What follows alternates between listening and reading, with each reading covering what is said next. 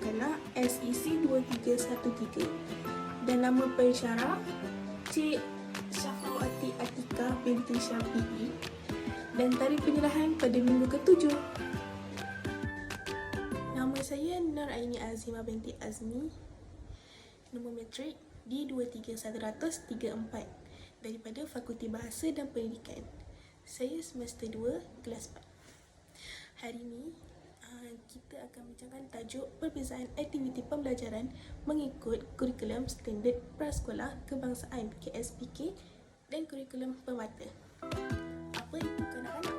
Kanak-kanak dari perspektif kurikulum permata negara adalah individu yang berumur 4 tahun ke bawah yang memerlukan penjagaan dan pengasuhan yang teliti serta pendidikan awal yang bersesuaian ke arah pembentukan kepribadian mereka yang mantap dan akal ataupun minda yang sihat. Okey, seterusnya kita lihat jenis-jenis kurikulum. Kurikulum terbahagi kepada dua, iaitu kurikulum standard prasekolah kebangsaan KSPK dan kurikulum permata negara. Seterusnya, matlamat kurikulum permata negara, iaitu menyediakan program asuhan dan didikan awal yang bersepadu untuk kanak-kanak yang berumur 0 hingga 4 tahun.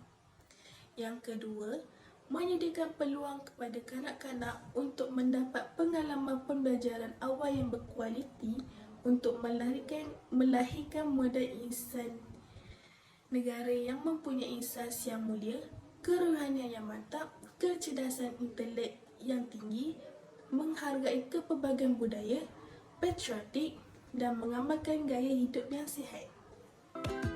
Matlamat bagi KSPK ialah memperkembangkan potensi murid yang berumur 4 hingga 6 tahun secara menyeluruh dan bersepadu dalam aspek jasmani, emosi, rohani, intelek dan sosial melalui pelestarian pembelajaran yang selamat dan menyuburkan serta aktiviti pembelajaran yang menyeronokkan, kreativiti dan bermakna. Ini kerana dapat meningkatkan kemahiran, menanam keyakinan dan membentukkan konsep kendiri yang positif pada diri murid agar mereka bersedia untuk menghadapi cabaran dan mengikut pembelajaran seterusnya. Seterusnya ialah objektif kurikulum permata negara. Yang pertama, membina emosi, akhlak dan spiritual kanak-kanak. Yang kedua, membina kemahiran sosial interpersonal dan intrapersonal yang baik untuk membolehkan kanak-kanak bergaul dengan masyarakat. Yang ketiga, mendidik kanak-kanak mengamalkan pemakanan yang sihat, kebersihan dan keselamatan diri serta gaya hidup yang sihat. Yang keempat, melatih kanak-kanak menguruskan diri sendiri sehingga mereka yakin dan mampu berdikari dan boleh membuat keputusan berdasarkan kebolehan diri. Dan yang terakhir, membina kanak-kanak menguasai kemahiran awal bahasa, berkomunikasi dan literasi dalam bahasa Melayu, bahasa ibunda dan bahasa Inggeris. Okey, seterusnya objektif kurikulum standard prasekolah kebangsaan KSPK. Yang pertama, menggunakan bahasa untuk berkomunikasi dengan berkesan. Yang kedua, menyayangi dan menghargai alam sekitar. Yang ketiga, memperkembangkan konsep kendiri yang positif dan keyakinan diri. Dan yang keempat, mempunyai kematangan emosi. Seterusnya yang terakhir, menguasai kemahiran motor halus dan motor kasar. Tunjang ataupun bidang pembelajaran bagi KSPK dan kurikulum permata. Bagi KSPK, yang pertama, dia menggunakan tunjang komunikasi. Yang kedua, kerohanian, nilai dan sikap. Yang ketiga, kemanusiaan. Yang keempat, sains dan teknologi. Yang kelima, perkembangan fizikal dan estetika. Dan yang keenam, keterampilan diri.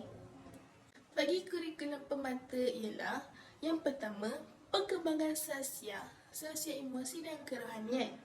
Dan yang kedua, perkembangan bahasa, komunikasi dan literasi awal.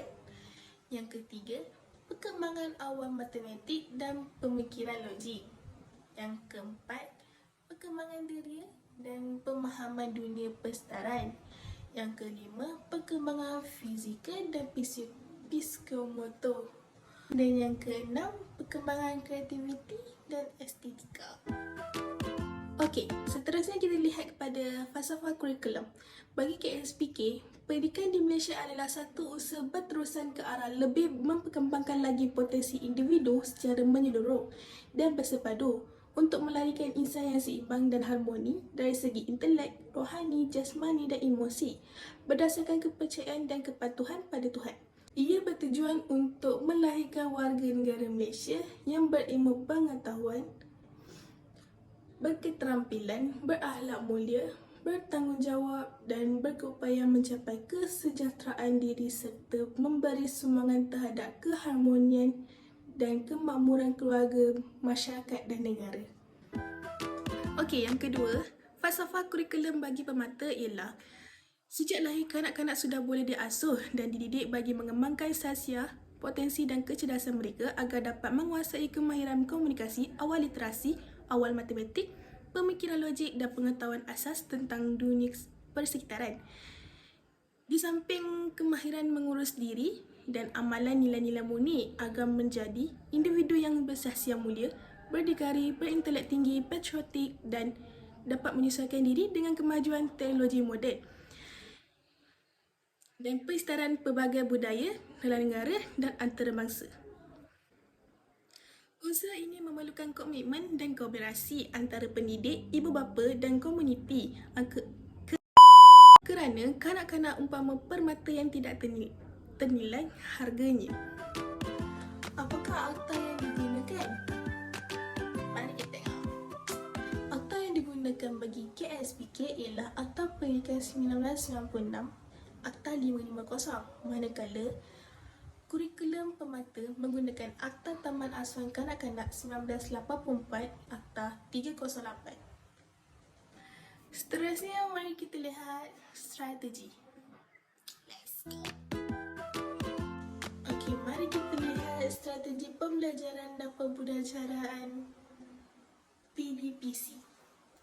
Bagi KSPK, dia menggunakan 9 strategi iaitu pembelajaran berpusatkan murid, belajar melalui bermain, pembelajaran berasaskan inquiry, pendekatan bersepadu, pembelajaran berasaskan projek, pendekatan bertema, pembelajaran mastery, pembelajaran kontekstual dan yang terakhir, pembelajaran berdasarkan kepelbagaian kecerdasan.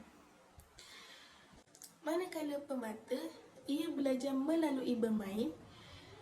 Dan yang kedua, dia menggunakan konsep 3E iaitu exploring, meneroka,